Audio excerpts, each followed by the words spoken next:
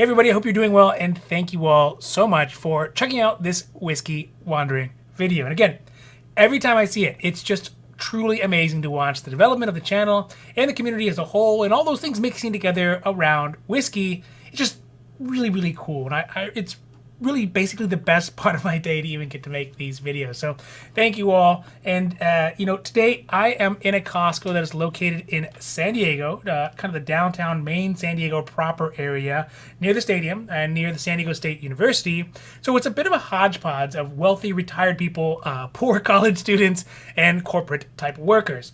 So it's that kind of mix that, for whatever reason, really seems to justify having some of the best whiskeys that are pretty expensive and pretty rare in San Diego. I think I'd probably put this one a very close second as far as best whiskey selections in San Diego's at Costco, right behind the Carlsbad location. But today we are doing some big game hunting, and so by big game, I mean whiskeys that are expensive or are rare or both. And there's something that you would drink, I don't know, maybe if you owned a sports team that won a national championship, or you had a racehorse that won the Kentucky Derby, something really big like that. So that being said, today we see the Woodford Reserve Baccarat edition, the Glenlivet 50 Winchester edition, and a whiskey from the now destroyed LittleMill distillery, the LittleMill 27. So it's definitely going to be a good one to watch, especially if you're trying to figure out which whiskeys you want to put on your bucket list. Now, before we get to it though, if you like these little videos of me whiskey shopping at Costco, please don't forget to like and subscribe. That way you can get updates when my newest videos get put up. So thanks again, and let's get down to it. All right, so the first whiskey that I'm going to talk about today is the Woodford Reserve Baccarat edition. So obviously, when you see it, it catches your eye when you look at the presentation, the box, and the bottle, and yes, even the price. And the people at Woodford definitely know how to do a presentation. But that being said, after doing the research on this bottle, apparently they take the regular Woodford Reserve Master Select and then put it in XO cognac barrels, and then they have been used for cognac at least 3 times before putting the whiskey in it. And the barrels are made of a mixture of French and American oak, which gives it kind of a mixed wood flavor.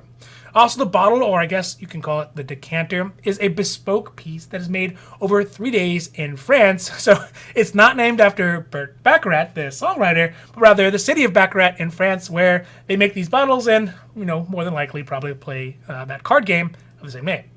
Now, the price we see here at Costco is at $1,499, which seems to be mostly justified by the fancy bottle and less really so about the whiskey that's in it, which I don't know about you all, but I'm trying to drink whiskeys for the whiskey. The bottle is kind of an afterthought.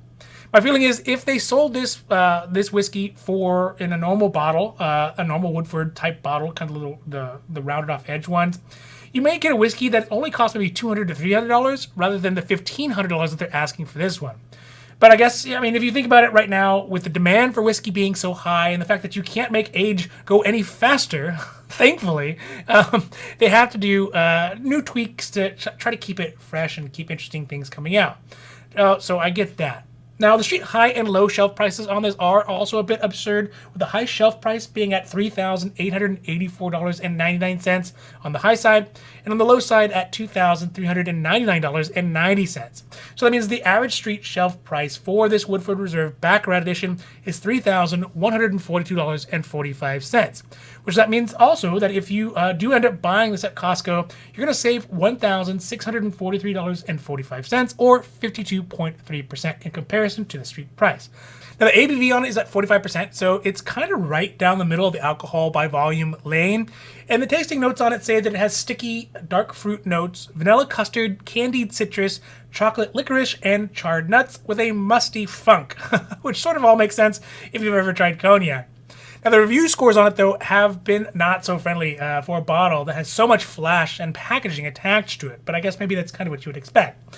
The reviews give it a 77.5 average score, and flat out say that it is basically a Master Select whiskey, just in a fancy bottle, and with some slight cognac flavors coming through as well. So, if you are a whiskey reviewer, the bottle presentation probably isn't going to have much influence on your opinion. I think that when you see those reviews, you have to consider that as well. But that means the bottle is really going to be for people who are trying to buy gifts for a spouse or a business partner or someone like that, rather than someone who is a hardcore whiskey drinker. Now, of course, as usual, if you are a Woodford head, if you're someone who loves Woodford whiskeys and you have the entire collection, sure, you might buy this just to add it to your offerings of Woodford so you have a more complete collection. But for me, I'm not the biggest fan of Woodford. I don't dislike it. I like it. It's good, but I'm not the hugest fan of it, so I think it would be a pass. I do admittedly love that Woodford Reserve Master Select, which is always going to be a buy for me when I do see it. Now, the next whiskey is the Glenlivet 50 Winchester Collection. Now, almost as an exact opposite to the Woodford Baccarat Edition, the Glenlivet 50 really seems to be all substance and a much smaller amount of show.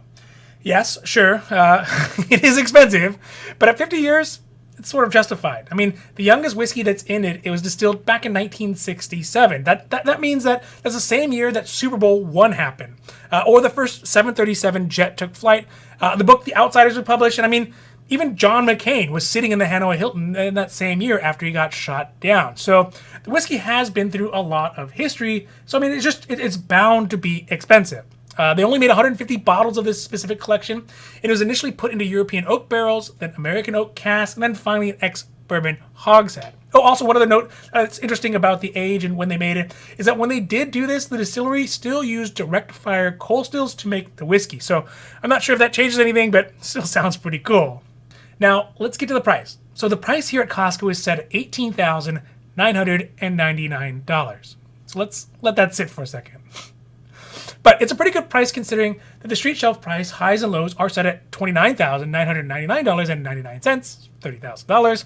On the high side and on the low side at $24,366.99. So that puts the average street cost at $27,183.49, or basically what you would pay for the average Toyota Camry in 2022, if you get the leather seats. But if you do, or if you are lucky enough to be able to buy this one at Costco, you will end up saving $8,184.49 in cash, or 30.11%. So again, that is a pretty large chunk of change. That's at least one semester at a state school, maybe, at San Diego State nearby. Now the ABV on it is at 48%, which is pretty good considering the age, and I can't imagine how much angel share they lost after 50 years of being in the barrel. That's just crazy to think about as well. Okay, also, the toasting notes on it mention things like dark chocolate, orange peel, coconut, and Banoffee pie. I don't know what that is. It sounds pretty good. I saw pictures of it, but the pictures, it's like, it looks pretty good. So I don't know. If anyone knows, let me know what that is. And the review scores on it is at 100, which, yes, is good, but also it's increasingly suspicious. But again, this is the problem with whiskeys that are 50 years old and have price tags that are egregious, is that there aren't many people who have tried it, and even less people who are willing to kiss and tell about it. So you kind of have to take the score for what it's worth. 100 might be this one guy, one person who tried it, their personal perspective on it. But, if you had 100 people who tried it, I doubt that it would get a perfect score. Now, overall, in conclusion, henceforth, furthermore, I think I would probably let this one pass, even realistically, if I had the money to buy it. I mean, the reality is I'm not that into Glenlivet as a whole, at least the younger versions that I've tried. And I would imagine that the Glenlivet 50 is just going to be more of that Glenlivet-ness after 50 years. So it's a cool bottle, and it's a nice nostalgia piece, but for me, gotta be a pass. It's gonna be a pass. But you know what? If you could get a Lagavulin 50, for example, that's when I start busting open the piggy banks. Now, the last bottle for today is one that really piqued my interest, and it's primarily because anytime you hear about a whiskey from a distillery that is now no more, you have to at least think twice about whether or not you should get it. I mean, there's companies like Orphan Barrel that have set their whole business model just around that second thought of, oh, they're not making this anymore, should I buy it? And they've done pretty well, I think. So when I saw this LittleMill 27, then I did some basic IO research, and it definitely caught my attention. So LittleMill Distillery has a history that goes all the way back to 1772, which is 4 years before America formally existed. And it had operated all the way up until 1994 when it closed. Then in 2004, it was destroyed by a fire, which seems to happen a lot to distilleries. I don't know if someone's checking into that, but if you have a distillery, just you really got to have some great fire suppression systems in there because they burned down a lot. But luckily, much of the leftover whiskey that was still in the warehouse had already been purchased by LittleMill, which is the other Scotch maker, which they moved to their storage facilities before the building burned down. But basically what that means is that once all this leftover whiskey from LittleMill is done, then it and all the historical context of LittleMill's distilleries is going to be gone. Sad. Now, the specific LittleMill single malt is made from 8 different casks that were filled in May 1990 and were matured for 26 years in bourbon casks, then married together for the last 12 months in bourbon barrels. Only 500 bottles were produced worldwide, and you get a little miniature 5 centiliter, I see how that's centiliter, yeah, centiliter taster bottle to go with it, which in the long run, it might actually be more valuable than the actual big bottle if you can manage to not drink it. It'll just be rare to have it still intact. Also, for us Americans, 5 centiliters is basically the size of an airplane bottle. I don't know exactly how much a centiliter is because... Now, anyways, the cost of LittleMill single malt 27 at Costco is set at $2,999, which is comparatively less than that Glenlivet 50 we just talked about, with a high and low street shelf price at $4,417.99 on the high side, and on the low side at $3,250. So, with the Costco price, you would be saving around $835 in cash, or 21.78% by percentage. The ABV on it is at 51.3%, so it definitely has some kick to it. And the tasting notes mention things like caramel, toffee, floral, honeysuckle, and polished wood flavor, which doesn't sound that good, but if you actually try it and you get what they're saying, it actually is pretty good. I've tried it in other ones, not this one. Now, the reviews on it gave it a 90 out of 100, which is what you would expect from such an expensive whiskey.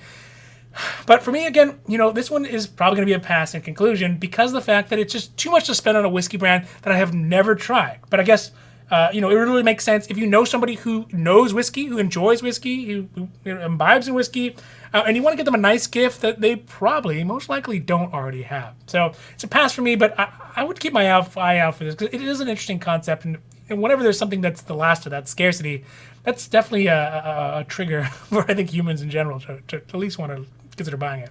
All right, so that's it for today's Whiskey Wandering at Costco in San Diego. Thank you all so much again for watching to the very end. I hope that you enjoyed this video. And if you did, please don't forget to like and subscribe. That way you can get notified when my newest videos get put up. Oh, also remember, if you see a whiskey that you love, just buy it. Because if you don't, somebody else surely will. It might even be me. So have a great rest of your day. I'm out, and adios.